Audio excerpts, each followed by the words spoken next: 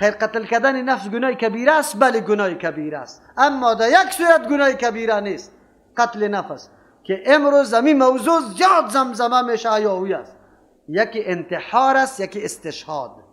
انتحار حرام است. انتحار رو میگه از روی زور و ظلم و تنگی زندگی و فشاری چی بگوی زندگی تو خود غرغره میکنی یا آتش میزنی یا زهر میخوری، هر چی برلایی که میکنی، این را انتحار میگه و این در دین اسلام حرام است. کسی که این کار قد تا روز قیامت از سببی که خود کشته همه ساعتا جور میشی، پس کشته میشی. با شمشیر زده خود اینمی طور زده تا روز قیامت میزنی، با آتش خود در داده میشی.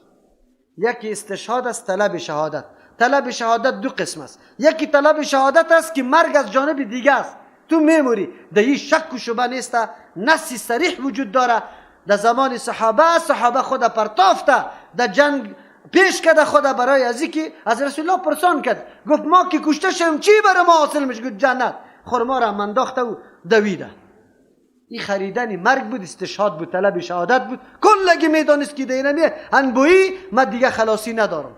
در جنگ خیبر در قلا که یک صحابی خود انداخت و طمع نداشت که من باز زنده میشم. نص وجود داره. قرآن هم میگه ان الله اشتری من المؤمنین انفسهم. یک استشهاد که با مرگ خود تو میموری، در این مورد شرط وجود داره. اول شرطش است که به خاطر رضای الله باشه، به خاطر پول و پیسه و به خاطر از این نباشه که مردم بگه که فدایی است. خلاص اگه یکی کار بود حرام است. اول شرط. دوم شرط، راه دیگر مبارزه با دشمن نداشته باشی. دیگر راه مبارزه نداری، مجبور استی آلی دشمن به انفجار خود از بین میبری. دو شرط. سوم شرط، امی کاری تو سری دشمن تاثیرگذار باشه. اگر تاثیرگذار نباشه تو خود انفجار داده برو و هیچ دقیقیت نیسته. چرا خود انفجار میدی؟ باز حرام است اگر خود انفجار میدی.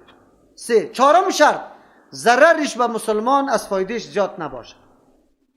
که تو خود انفجار میدی لیکن اون طرف مسلمانای دیگه خیلی زیاد آزار و اذیت میابن. نه، این کار نمیکنی. اگر این چهار شرط موجود بود باز استشهاد جایز، اگر نبود ناجایز است. او را باز قتل نفس گفته نمیشه، او را پیش کردن و نفس خود به الله فروختن است. نفس خود به کی؟